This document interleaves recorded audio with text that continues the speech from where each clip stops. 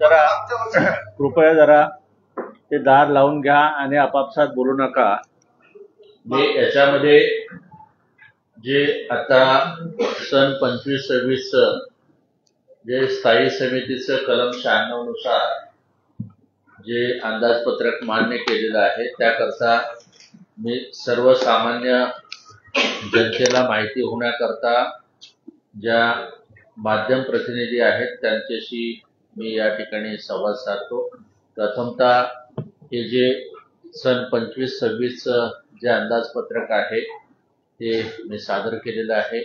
आपल्या सर्वच माध्यम प्रतिनिधींचं मी या ठिकाणी महापालिकेमध्ये स्वागत करतो आणि आपले जे काही या अंदाजपत्रकाबद्दलचे जे विषय आहेत त्याकरता आपले जे काही प्रश्न असतील त्याला मी उत्तर या ठिकाणी देतो.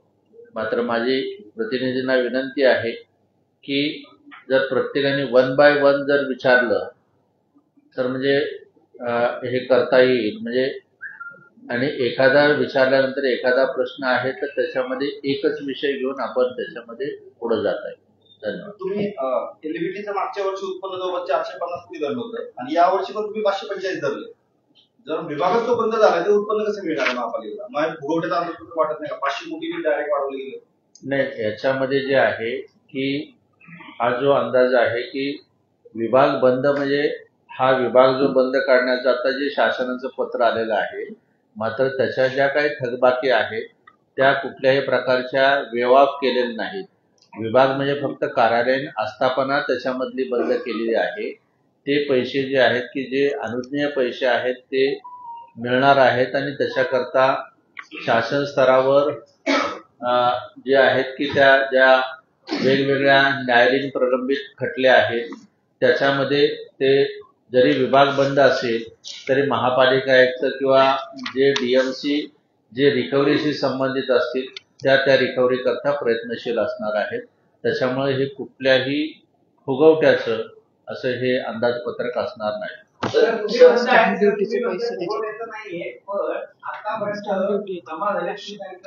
त्याप्रमाणे 6,500 कोटी 31 मार्च अखेरपर्यंत तुमचे जमा होतील 8,400 कोटी. म्हणजे तूट धरली तर 300 कोटी आपल्या 3,000 कोटी येते तशी मागच्या वर्षीचे उत्पन्न. एक विषय. दुसरा विषय असा की समजा तुम्हाला आता 3,000 कोटी रुपयाची तूट आहे आणि पुढच्या वर्षी त्यात तुम्ही 1,000 वाढवून म्हणता की 4,000 कोटी उत्पन्न मिळेल आणि ही कसं काय भरून काढणार आहे? नाही, आता याच्यामध्ये जे आहे की प्रत्येक बाब निहाय जर आपण बघितलं तर त्याच्यामध्ये जे आपल्या ह्या एलबीटी असेल, जीएसटी असेल, ह्या सगळ्याच याच्यामध्ये जे आहे ते वाढ अपेक्षित आहे. याच्यामध्ये स्थानिक संस्था कर मुद्रांक शुल्क काय तर त्याच्यामध्ये जे आहे की स्टॅम्प ड्युटी देखील त्याच्यामध्ये हे होती. त्याच्यानंतर जीएसटी मध्ये जे आहे की त्याच्यामध्ये कुठलाही हे होणार नाही. ती तर आपण जर बघितलं की एलबीटी मध्ये जसं मागच्या वेळेस 495 कोटी होती तसं जीएसटी मध्ये 2,502 कोटी आहेत. आतापर्यंत 2,081 कोटी आतापर्यंत मिळालेले आहेत. फेब्रुवारी मार्च मध्ये जे अजून तो हप्ता बाकी आहे त्याच्यामध्ये तिथं कुठलाही शॉर्टफॉल पडणार नाही. प्रॉपर्टी टॅक्स मध्ये जे मागच्या वर्षीच्या याच्यामध्ये जे होतं 2,549.79 अधिक पाणीपट्टीची जी मीटरची हे जे आहे त्याच्यामध्ये त्यातलं 2,874 आहे. आता याच्यामध्ये एक्सपेक्टेड आम्ही त्याच्यामध्ये जे आहेत ते 2,500 धरलेले आहे. कारण का याच्यामध्ये स्टे असला की राज्य शासनाच्या माध्यमातून ज्या 34 गावाकरता स्टे जरी असेल तरी आणि नगर परिषद जे आहेत ते स्थापन झाली जरी असेल तरी याच्यामध्ये जे बाकीच्या ज्या थकबाकी आहेत मग टॉवरच्या हे असतील बाकीच्या असतील तर त्या विभागाला ते टार्गेट दिलेलं आहे की हे मागच्या वेळेचं जे टार्गेट आहे ते एक्सपेक्टेड तुम्ही 2500 पर्यंत त्याच्यामध्ये करा आणि ह्या 2 महिन्यामध्ये त्याच्यावर गती दिली जाईल.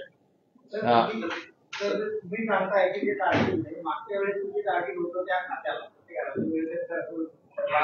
त्यांचं उत्पन्न आता ह्या म्हणजे आज 5 जानेवारी मार्च पर्यंत त्यांचं 50% उत्पन्न आहे. अजून त्यांना त्यांचा उद्दिष्ट गाठायला शक्य नाही झाले. असं असताना पुढच्या वर्षी तुम्ही त्यांना जास्त वाढी. आता पुढच्या वर्षीचं जास्त देण्याचं कारण असं आहे की आता ASR चे रेट्स, त्याच्यानंतर त्याच्यामुळे स्टॅम्प ड्युटी वाढणार आहे, त्याच्यानंतर शासनाकडून जे आतापर्यंत जे आहेत की 34 गावाकरता जे काय अनुदान मिळणार होतं ते मिळालेलं नव्हतं, त्याच्यानंतर जे मिसिंग लिंक करता मिळणार नव्हतं. आम्ही जरी ह्या अंदाजपत्रकामध्ये जरी आम्ही भूसंपादनाकरता निधी जरी ठेवला असेल 200 कोटीचा, तरी पण शासनाकडून पाठपुरावा करून जे आहे की वेगवेगळे प्रकल्प येणार आहेत. 75 वर्षाचं अमृत महोत्सवी वर्ष आहे, तर त्या निमित्तानं प्रशासनामार्फत शासनाकडून अधिकाधिक निधी त्याच्यामध्ये मिळवणार आहोत. आणि जर आपण बघितलं की 23-24चं जे हे होतं ते 9,515 कोटीचं होतं, त्याच्यामध्ये 11,601 कोटी एवढं हे झालेलं होतं, म्हणजे 22% वाढ त्यावेळेस झालेली होती. आता हे जे आहेत की 11,601च्या अगेन्स्ट फक्त 8% वाढ आम्ही त्याच्यामध्ये घेतलेली आहे. आणि जे सोर्सेस जे आहेत, मग LPT असेल, GST असेल, प्रॉपर्टी टॅक्स असेल, गव्हर्नमेंटचं अनुदान असेल, आता यावेळेस प्रधानमंत्री आवास योजना आहे तर त्याच्यामध्ये पैसे मिळतील. ते इतर जमामध्ये जे आहेत, इतर जमामध्ये देखील त्याच्यामध्ये वाढवलं जाईल. आता हे जे याचे जे प्रकल्प आहेत केंद्र शासनाचे, अमृतचे पैसे येतील, त्याच्यानंतर जायकाचे हप्ते येतील. तर असे हे जे आहेत की हे जे अंदाजपत्रक मांडताना प्रत्येक जे आहेत की ते रिअलायझेशन म्हणजे असं फुगवून त्याच्यामध्ये हे नाही केलेलं, परंतु जे 11,601च्या अगेन्स्ट फक्त आपण ह्यावेळेचं जे बजेट आहे ते आपण जे केलं ते 8% वाढ फक्त आपण त्याच्यामध्ये केलेली आहे. तर 8% हा जो इन्क्रीज आहे, जरी हा शॉर्टफॉल जरी असेल तर त्यावेळेचं म्हणजे आता आपण 12,618.09, तर हे 8% हे आहे. सर, मागील वर्षभरात 700 ते 800 कोटी रुपये मागणी केलेली राज्य शासनाने. तर त्यांच्याकडून आतापर्यंत टील टुडे किती पैसे आले आणि आपण शासन दिल्या भरोश्यावर शासनाला ठेकेदारांचे पैसे द्यायला पैसे नाही मिळतात. तर तो आपण नुसतं कामगार घेत नाही. पैसे किती आले गेले वर्षी शासनाकडे मागणी केलेली पैसे किती आले? कारण 2016 पासून ज्या योजना चालू आहेत त्यासाठी तर तो येत राहणार असेल निधी, त्यात काय मोठी वाढ नाही. कोणी जायकाचा असेल किंवा काय 50-100 कोटी गेलीच जाते, ते तेवढे जातात ना. त्याच्या पलीकडे आपण मागणी केलेली किती पैसे आले? आपण हे फुगवलं नाही म्हणतात. किती आले? मागच्या वर्षी 1732 कोटी शासकीय अनुदान अपेक्षित धरलं होतं, त्यापैकी फक्त 311 कोटी आहेत. बाकीचे 1400 कोटी कुठे गेले? 139 कोटी सर आपल्याला कात्रज कोंडव्या झाले, 75 NDMA येतील. आता हे सन 24-25 मध्ये आपण मागणी केली त्यावेळेस जर आपण तत्कालीन परिस्थिती बघता तर त्यावेळेच्या आचारसंहिता, त्यावेळेचे हे मात्र आता ह्यावेळेस प्रशासन अंदाजपत्रक तयार करताना ज्या विविध बैठका झाल्या की जे कॉम्प्रिहेन्सिव्ह मोबिलिटी प्लॅन असेल, मिसिंग लिंकच्या संदर्भातला असेल, वेगवेगळ्या प्रोजेक्टच्या संदर्भातला असेल, तर या माध्यमातून त्यामध्ये जे आहे की ते आम्ही मागणी करतो आहे आणि प्रशासन त्याच्यामध्ये निश्चित प्रशासनाला खात्री आहे की ते पैसे मिळतील. मागच्या वेळेस सुद्धा जे आहेत की मिसिंग लिंक करता जे आहेत की बैठका झालेल्या होत्या, 100 कोटीची आम्ही मागणी केलेली होती, मात्र त्यावेळेस काही हे बजेटमध्ये तरतूद झाली नाही. आता त्याच्याकरताच हे जे आहे की राज्य शासनाचं जे बजेट होतं आहे त्याच्या अगोदर म्हणून तर हे 4 तारखेला हे ठेवून जे आहे की आता आम्ही हे असा अर्थसंकल्पीय आमचं अंदाजपत्रक आहे आणि पुणे शहराच्या दृष्टिकोनातून अमृत महोत्सवी वर्षाच्या दृष्टिकोनातून हे आम्ही ती मागणी केलेली आहे आणि वी आर होप. सर, आपण किती कोटीची यावर्षी मागणी केली आहे राज्य शासनाकडे? आणि दुसरा प्रश्न याच्यामध्ये असा आहे की आपल्या जो बांधकाम शुल्क जे पीएमआरडी कडनं यायचं आहे ते आपण अंदाजपत्रकामध्ये पकडलंय का, ते किती कोटी यायला आपल्याला अपेक्षित आहे? नाही, आता ते बांधकाम शुल्क जे आहे पीएमआरडीए कडचं आपण त्याच्यामध्ये आता असं हे केलेलं आहे की त्या संदर्भात देखील बैठका झाल्या आणि आता त्यांनी ज्या परमिशन दिल्या तर रिअल टाइम त्याच्यामध्ये आपण तरतूद केलेली आहे की म्हणजे त्यांनी पहिल्यांदा जमा करून घ्यायची आणि मग त्यातला आपल्याला हिस्सा द्यायचा, तर असं नाही. तिकडं परमिशन दिली की त्याचे 50% आपल्याला येणार, त्याच्यामुळे तो आपल्याला कंटिन्युअस फ्लो राहणार. आता किती आले असतील? ह्या वर्षभरात किती आले आपल्याला पैसे? किती मागणी केली? आतापर्यंत 1981 कोटी आपल्याला टोटल उत्पन्न आहे आणि आपल्याला 300 कोटी त्यांनी आपल्याला दिलेले आहेत आतापर्यंत. आणि उरलेले जे आहे त्याच्या संदर्भात जो फॉर्म्युला पूर्वी ठरलेला होता की जे तिथं खर्च असेल त्यांनी टेंडर्स काढले मूलभूत सोयी सुविधांकरता, ते जाता 75% आपल्याला आणि 25% त्यांना प्रशासकीय खर्च म्हणून असा फॉर्म्युला होता. पण आता मध्यंतरीच्या काळात एक मीटिंग सेक्रेटरी साहेबांनी घेतली होती आणि त्याच्यात त्यांनी रिअल टाइम करायला सांगितलं. त्या रिअल टाइम केल्यामुळं जेवढे तिथं उत्पन्न होईल 50% ताबडतोब आपल्याला मिळणार आहे. त्यामुळे आपलं हे उत्पन्न वाढतं.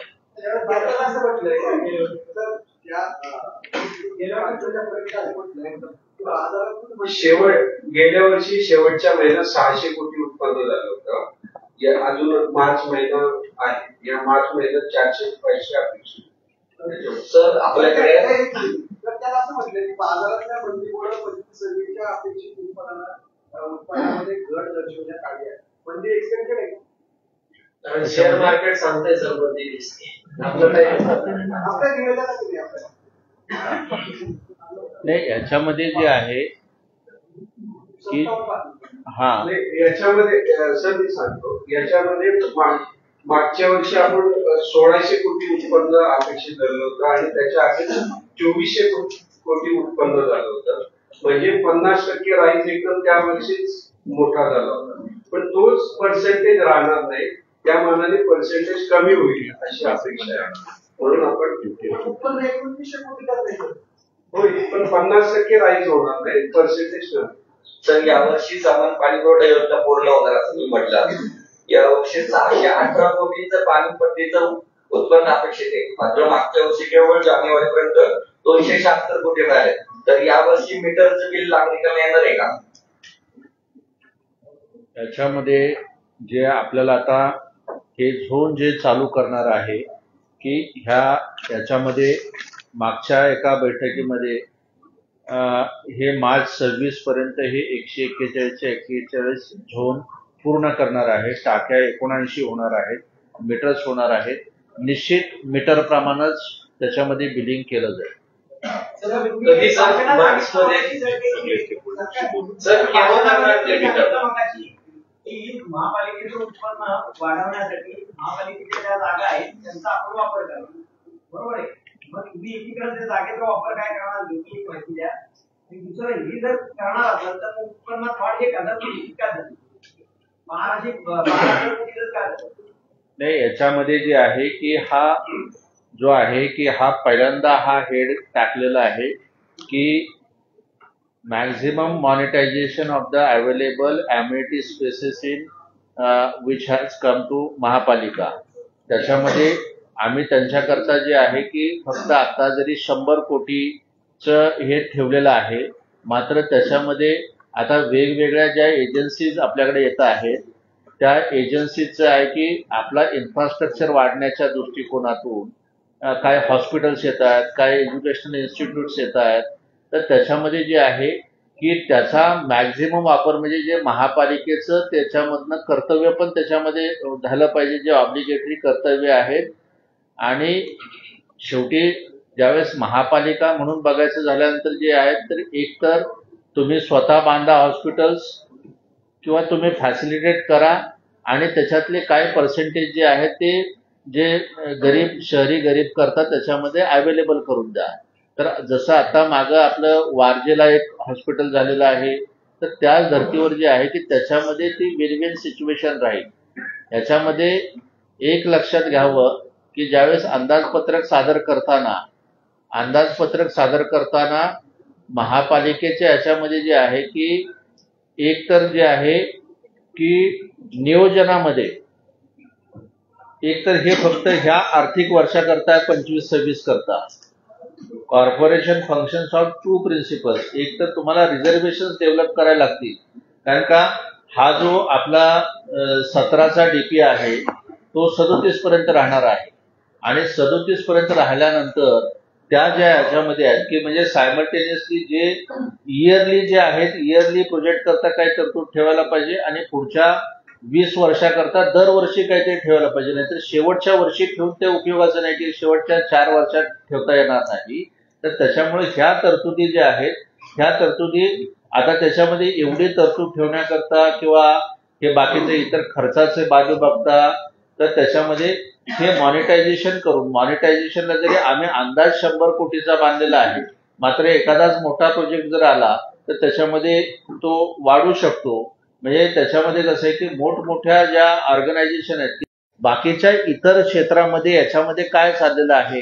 आता जे IT मधले जे आहेत की त्याच्यामध्ये त्यांच्याकडे जे आहे की त्यांची लँड तर ती प्रायव्हेट राहील, परंतु त्याला ऍडजॉइनिंग जर आपला प्लॉट असेल आणि तो जर आपल्याला त्याच्यामध्ये त्यांच्याशी जर क्लब केलं तर तिथं काय कमर्शियल एक्सप्लॉयटेशन करता येईल. तर त्या दृष्टिकोनातून सर याला जोडून आहे आपण सांगितलं की आपण मॉनिटायझेशन करणार. गेल्या वर्षी तुम्ही जे वाढण्याचं उदाहरण दिलं त्याच्यात यावर्षी किती मॉनिटायझेशन झालं समजा यावर्षी एक्सपेक्टेड असेल, आज तिथे एकही वीट उभी राहिलेली नाही. त्यामुळे आपण वर्षाचा अर्थसंकल्प मांडत असताना एक 5-10 वर्षाचा जरा लावणार आहे त्याचा आपण बजेटमध्ये किंवा अर्थसंकल्पामध्ये 5-10 वर्षाचे घेतलेलं नाही, एक एक्सपेक्ट केलेलं आहे. मग त्याच्याकरता प्रशासनानं त्याला गती दिली पाहिजे. जे वारजेचं आहे की त्याच्यामध्ये जे आता तिथे एक्झिस्टिंग आपलं हॉस्पिटल होतं ते हॉस्पिटल अजून आपण पाडलेलं नव्हतं, कारण का तिकडनं जे फंडिंग करतात त्यांच्या काय अडचणी आल्या, ज्या काय टीचिंग ट्रबल्स होते तर त्याच्याकरता ती टीम तिकडं गेलेली होती. तर आता जे काय प्रश्न आले जसं जायकामध्ये सुद्धा जे आहेत की पैसे देण्याकरता जे आहे की फायनान्शियल स्ट्रीमलाइनिंग करणं, तर ते आता ही यंत्रणा जी आहे की त्यावेळेस ते माहिती नव्हतं की हाऊ दिस हेज अमाऊंट काय आहे, त्याच्यानंतर डॉलरच्या रेट्स काय आहे, कशा पद्धतीने घ्यायचं, तर ते आता स्ट्रीमलाईन होईल. त्याच्यामुळे ते जरी आता तो मागचा प्रोजेक्ट जरी हे झाला म्हणून त्याच्यामध्ये जे इंटरनॅशनल फंडिंग जे आहे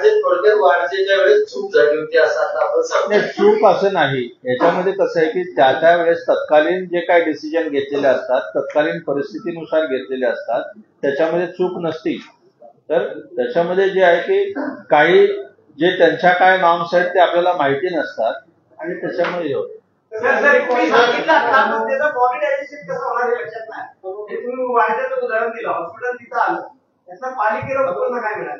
याच्यामध्ये जे आहे की पालिकेचं जे आहे की त्या ठिकाणी ते हॉस्पिटल उभं करण्यामध्ये समजा तो प्लॉट पालिकेनं जर तिथं बांधला असता तर पालिकेला खर्च आला असता.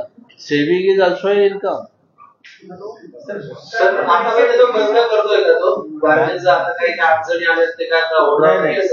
नाही असं अजिबात नाही. त्याच्याशी आमच्या हे जे आहे दाट प्रकल्प हा पूर्ण कम्प्लीट होणार आहे.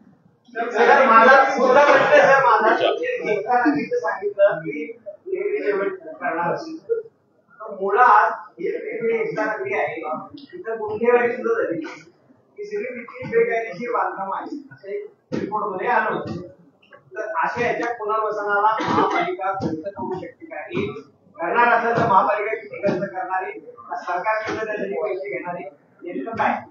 याच्यामध्ये हे बघा, हे जे एकता नगरीमध्ये जे आहे की एकता नगरीची जी कुटुंब आहेत ती कुटुंब ज्यावेळेस हे क्षेत्र महापालिकेमध्ये नव्हतं त्यावेळेस त्यांनी बिल्डिंग बांधलेले आहेत, ज्यावेळेस ग्रामपंचायती होत्या त्यावेळेस बांधलेले आहेत. आता त्या ठिकाणी जे आहे की त्या ठिकाणी जे काय पुराचा प्रश्न निर्माण होतो तर त्याच्याकरता जो प्लॉट त्याच्या लगतचा प्लॉट जो बघितलेला आहे आणि तो शासनाकडे क्लस्टर करता आम्ही प्रस्ताव पाठवलेला आहे. तो एकतर PPPच्या माध्यमातून म्हणजे त्याच्यामध्ये महापालिकेला कमीत कमी खर्च येईल. फक्त महापालिकेला त्याच्यामध्ये स्पेशल जो 5 पर्यंत FSI द्यायचा आहे त्या FSI करताच फक्त आपल्याला द्यायचं आहे. म्हणजे that will be the notional. आणि शासन स्तरावर त्याची हाय पॉवर कमिटी आहे. त्याच्यामध्ये त्याच्यावर सर्वांकष हे चर्चा होईल आणि जे काय डिसिजन असेल, समजा आता महापालिका क्षेत्रामध्ये ते नागरिक आलेले आहेत, मात्र ते अधिकृतरित्या आपण त्यांना आता अनधिकृत म्हणतो आहे, मात्र त्यांनी कधी ना कधीतरी केलेलं आहे. त्यांचं शेवटी त्यांच्या जीविताचं रक्षण करणं हे महापालिकेचं कर्तव्य आहे आणि त्याच्याकरता जर काही महापालिकेला खर्च करावा लागला तर महापालिका निश्चित करेल. सीमा भिंत आहे ना, रोडच्या काठचे बाजूचे तिथं अधिकृत परवानगी घेऊन राहणारे होते. त्या सीमा भिंतीच्यासाठी आपण पैसे देत नाही. इथे इकडे आपण यांना देतोय. आपण असं कुठल्याही वैयक्तिक ह्यांना आपण पैसे देत नाही. ती जे आहेत की जे बाधित कुटुंब, जे 350 कुटुंब जे आहेत, त्या कुटुंबाचं पुनर्वसन करण्याकरता आपण शासनाकडे प्रस्ताव पाठवलेला आहे. त्या ठिकाणी वारंवार म्हणजे कितीही काहीही पैसे झाले तरी एखाद्या जीवाचं रक्षण करणं हे एक महापालिकेचं किंवा शासनाचं एक आद्य कर्तव्य आहे. त्याच्यामध्ये जर महापालिकेला काही ठराविक अमाऊंट द्यावी लागली तर महापालिका त्याच्याकरता देईल. स्पिल ओव्हर किती आहे आणि 72% दायित्व किती घेतलं या वर्षात? स्पिल ओव्हर किती? 72% दायित्व. 72% दायित्व अगोदर सांगतो. भवन रचना विभागाच्या 305.42 कोटीच्या दायित्व आहे. घनकचरा विभागाच्या 94.99 करोड आहे दायित्व 72%. प्रकल्प विभागाच्या 350 कोटी उत्तरदायित्व आहे. पीपीपीच्या जे विषय आहे, पीपीपी क्रेडिट नोटवर जे ऑनगोईंग प्रोजेक्ट्स आहेत त्याच्या दायित्वाबद्दल सांगतो. प्रकल्पमध्ये 760 कोटीचा उत्तरदायित्व आहे पीपीपी क्रेडिट नोटच्या आणि रोड्सच्या 870 मायनस 92 म्हणजे सरासरी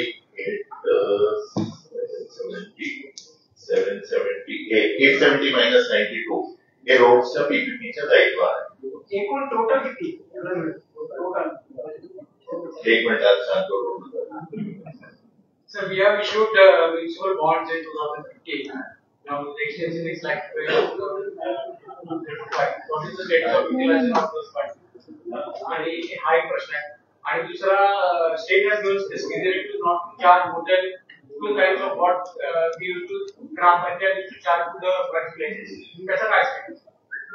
See ki regarding the property taxes, government has asked us whatever is the property tax which was been accrued and calculated as per the Gram Panchayat rules, it should not be more than twice the things.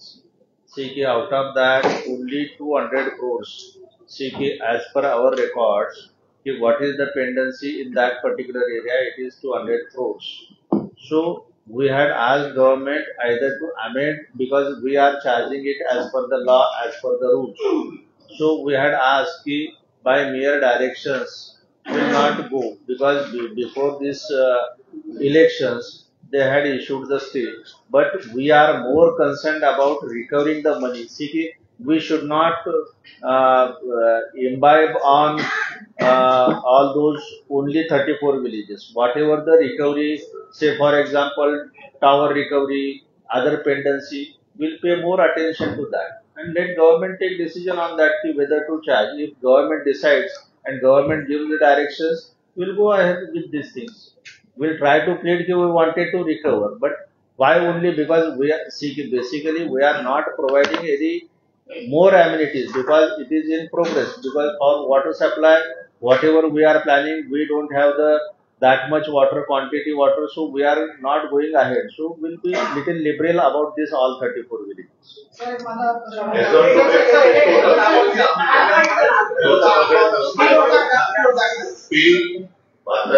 एक commitment असते आणि पीपीपीच्या आज घडीला दोघांचं total मिळून जे उत्तरदायित्व आहे दॅट इज 2288.4 2288.41. सर मला एक प्रश्न आहे, हे 12,000 माइंड्स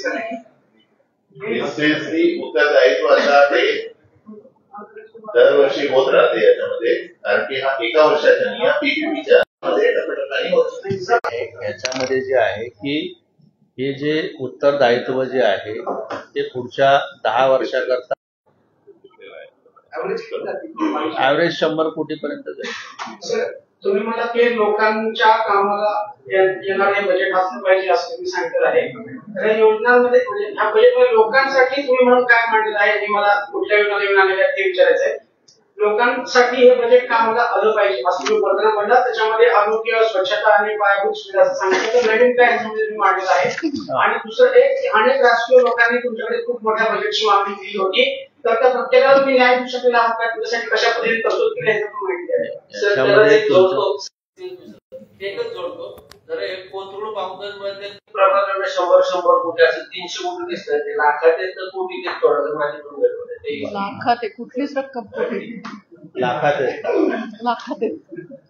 याच्यामध्ये जे आहे की आपला प्रश्न जो आहे की ज्यावेळेस हे अर्थसंकल्पाची तयारी करताना माझ्याकडे सगळ्याच लोकप्रतिनिधींनी जवळजवळ 30,000 कोटीच्या माझ्याकडे मागण्या केलेल्या होत्या. 30,000 कोटीपेक्षा. नाही, तर त्याच्यामध्ये जे आहे की मी जे आहे की मागं देखील आपण त्याच्यामध्ये हे म्हणलं होतं की ज्यावेळेस प्रशासक म्हणून ज्यावेळेस अर्थसंकल्प करताना जे आहे की त्यांनी काय मागणी केलेली आहे, एखादं पत्र दिल्यानंतर जे आहे ते पत्राचा विचार करून मी विभागाशी विचारविनिमय केला की हे काम गरजेचं आहे का, हे आपल्याला हे होणार आहे का, आपल्या प्रायोरिटीच्या दृष्टिकोनातून हे घेणं आवश्यक आहे का. कारण का एवढ्या मागण्या आलेल्या होत्या, मात्र त्याच्यामधलं जे आहे की त्या कुठल्याही मागण्या असं नॉट ॲज अन इंडिव्हिज्युअल एक प्रतिनिधी आहे, तो यापूर्वीच्या या शहरामध्ये तो प्रतिनिधी होता, त्यांच्या काय मागण्या असतात, त्यांच्या काय प्रायोरिटीज असतात. मात्र प्रशासनाच्या प्रायोरिटीज माझ्या दृष्टिकोनातून अर्थसंकल्प सादर करताना ज्या काय आवश्यक आहेत तेवढ्यांनाच हे दिलेलं आहे. आता त्यांना न्याय मिळाला का न मिळाला, कारण का हे जे आहेत ना कुठल्या प्रभागाचे आहेत काय आहेत, माझ्या दृष्टीनं काम हे महत्वाचं आहे, ते सर्वसामान्य नागरिकाकरता होणं आवश्यक आहे. मग त्याच्यामध्ये जे आहे की दुसरी एक भूमिका घेतली त्याच्यामध्ये की जे कामं आपल्याकडे 10-10 वर्षापासून जे दरवर्षी काहीतरी तरतूद केलेली आहे, तर त्याच्यामध्ये जे आहे की जर समजा फर्स्ट फ्लोअर पर्यंत झालेला आहे, सेकंड फ्लोअर आहे आणि आपला प्रपोज प्लॅन आहे की 4 मजलीचा आहे, मात्र आता याच्यामध्ये जे आहे की जर काम त्याचं 100% युटिलायझेशन ह्या वर्षात होणार असेल तरच त्याला तरतूद ठेवलेली आहे. नाहीतर परत त्याच्याकरता स्पील करता अजिबात तरतूद ठेवली नाही. कुठलंही काम जे आहे जे पुढच्या आर्थिक वर्षात होणार आहे त्याच्याकरता तरतूद ठेवलेली आहे. दुसरी गोष्ट त्याच्यामध्ये ज्या काय मालमत्ता विभाग असेल, बांधकाम विभाग असेल, भवन विभाग असेल, पहिल्यांदा ज्या पर्पज करता ते केलेलं आहे त्या पर्पजचं युटिलायझेशन, पार्ट युटिलायझेशन चालू करण्याच्या दृष्टिकोनाने जेवढं आवश्यक आहे ते करायचं. म्हणजे समजा जिम आहे तर जिम अगदी 3 मजली आहे तर ते नाही, आता पहिल्यांदा जर हे आहे की 1 मजल्यावर होते तर पहिल्यांदा ते करायचं. 30,000 कोटी म्हणतात सार्वजनिक विजनरी नाही असं नाही. असं बघा हे जे आहे ना की सगळ्यांनी हे बघा की महापालिका आयुक्त म्हणून जे आहेत की गेल्या 3-4 टर्मचे सगळे हे जे आहेत येणारे जे माजी सभासद आहेत त्यांच्या भावना आहेत, त्यांनी पत्र दिलेली आहेत. सगळी पत्र आपण असं तर म्हणत नाही की एखाद्याची मागणी आहे ती वास्तव आहे का अवास्तव आहे, किंवा शेवटी माझ्याकडे येणाऱ्या खर्चाचा उत्पन्नाचा स्रोत जो आहे त्याच्यानुसार तसा विचार करायचा. मागणी करण्यामध्ये माझं म्हणणं जे आहे की मागणी करण्यामध्ये की मागणी करायला काय गैर नाही, परंतु ते देता येऊ शकतं का नाही ते मला अर्थसंकल्प सादर करताना हे करावं लागेल. 30,000 कोटीपैकी 1 रुपया महापालिकेचं उत्पन्न व्हायचं असं कोण आहे? त्या दृष्टिकोनातून मी तो विचार नाही केला. त्यांच्या ज्या मागण्या होत्या काय अनेक या ठिकाणी सजेशन्स आल्या. आता याच्यामध्ये जे आहे की ज्यावेळेस आम्ही वॉर्ड लेवलच्या जो नागरिकांचा सहभाग आहे त्याच्यामध्ये त्यांनी काय सुचवलेलं होतं, काय महिला बचत गटाच्या यांनी सांगितलं की आम्हाला त्या ठिकाणी प्रत्येक झोन वाईज हे करा, एक सेंटर, म्हणजे आपण एखादं सेंटर फक्त बाणेरला आणि बालेवाडीला करून उपयोगाचं नाही तर लोगाव बोर्ड पण करायला पाहिजे. म्हणून मी त्यांचा विचार घेतला आणि प्रत्येक झोन मध्ये एक महिला बचत गटाकरता एक सुपर स्टोअर करण्याचा विचार केला. म्हणजे त्यांची असं एवढ्या सगळ्यांना तर देणं शक्य नाही, कारण बजेटच आपलं 12,000 तर एवढं देणं शक्य नाही. तरी त्यातल्या त्यात तुम्ही सर्वाधिक न्याय कोणाला? याच्यामध्ये जे आहे सर्वाधिक न्याय हा मी नागरिकांना दिलेला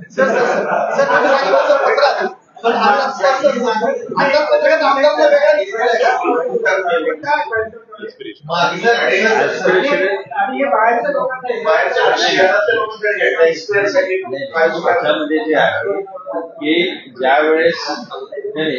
ज्यावेळेस हे बाहेरच्या लोकांच्या करता नाही, की ज्यावेळेस एखादी गोष्ट जी आहे की आपण महापालिका क्षेत्रामध्ये करतो, तो महापालिकेमध्ये येतो, ते फ्लोटिंग पॉप्युलेशन आपण 5% धरतो, ते आपलीच पॉप्युलेशन आहे. आपलं शहर जे वाढतं आहे की लोक जर बाहेरचे मायग्रेट नाही झाले तर त्यांना सुविधा द्यायला पाहिजे. ती सुविधा काय स्थानिक लोकांनी वापरू नये असं नाही. तर त्याच्यामध्ये असा तो कन्सेप्ट असा आहे की क्लोकरूम टाईपचा कन्सेप्ट आहे आणि त्याच्यामध्ये आल्यानंतर जे आहे की त्या क्लोकरूम मध्ये तरी त्याचं लगेज ठेवावं, त्या ठिकाणी वॉश घ्यावी, त्याला काय कुठल्या फंक्शनला जायचंय, लग्नाला जायचं आहे याच्याकरता. तर ते अशा व्हेरियस लोकेशन्सला कोणत्या ठिकाणी होतील, किती होतील? 5 ठिकाणी जे सांगितलं. नगर रोडला एक आहे, एक बाणेर बालेवाडीच्या क्षेत्रामध्ये आहे, एक आंबेगावच्या ठिकाणी आहे आणि एक हडपसरच्या पुढे आहे. ज्याच्या ठिकाणी वापर होईल, ज्याच्यामध्ये आपल्या महापालिकेचे इमेज ही सुविधा देऊन बाहेरचे लोक आल्यानंतर जे आहे की ते इमेज हे होईल.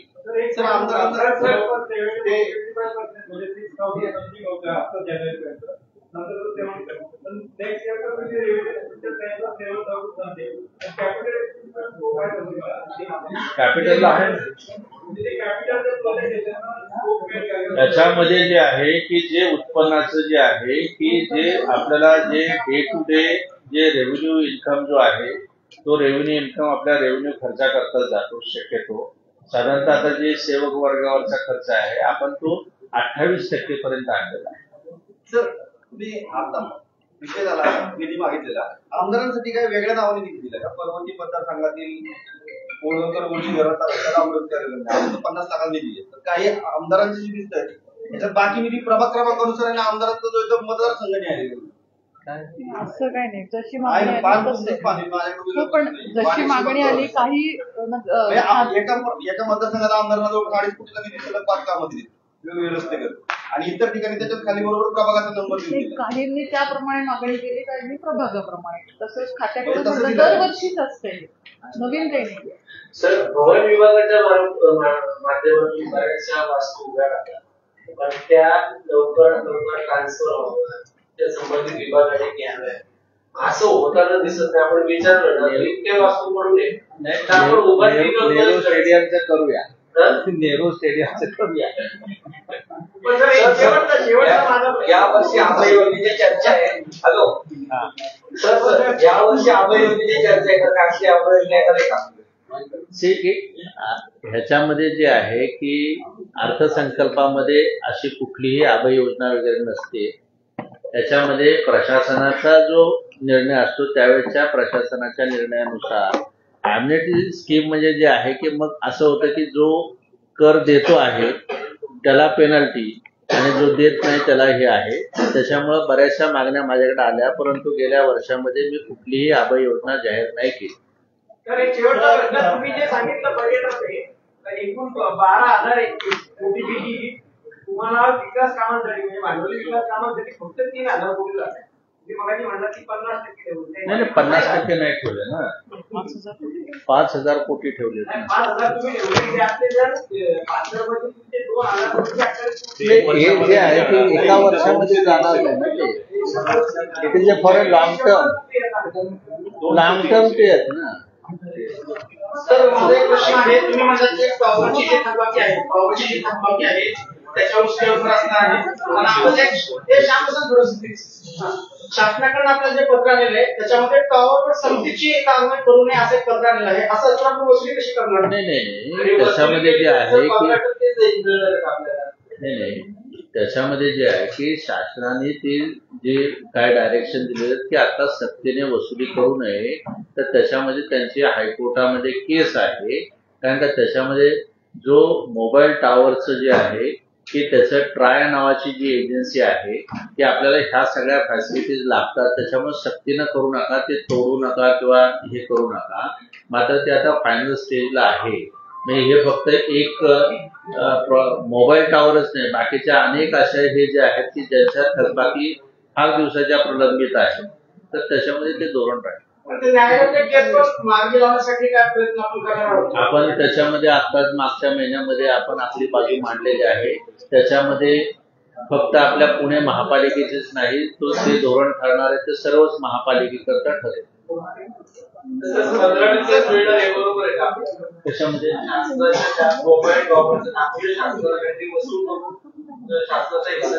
नाही, याच्यामध्ये कसं आहे की हा काय आपला उपकर नाही, हा आपला टॅक्स आहे, प्रॉपर्टी टॅक्स आहे. तर त्याच्यामध्ये उपकराकरता काही हिस्सा जो आहे तो आपल्याला शासनाला द्यावा लागतो. 32 गावांसाठी तरतूद आहे, 24 गावांसाठी 34 गावांसाठी 623 कोटी 32 गावांसाठी. आता याच्यामध्ये जे आहे की आपल्याकडे आतापर्यंत आले ती 34 गाव आली. 2 याच्या आपल्या नगर परिषदा झाल्या, 2 गावाच्या नगर परिषदा झाल्या, परंतु आपले सगळे प्रस्ताव जातात ती 34 गावाचं आहे. त्याच्यामुळं त्या गावातलं सुद्धा जे आहे की आता त्याच्यामध्ये शासनानं काय सांगितलं की जे ऑनगोईंग वर्क जे आहेत, जे आता तुम्ही प्लॅन केलेले आहेत ते कम्प्लीट करा. त्याच्यामुळे आपल्याला 34 गावच ती कन्सिडर करायचं.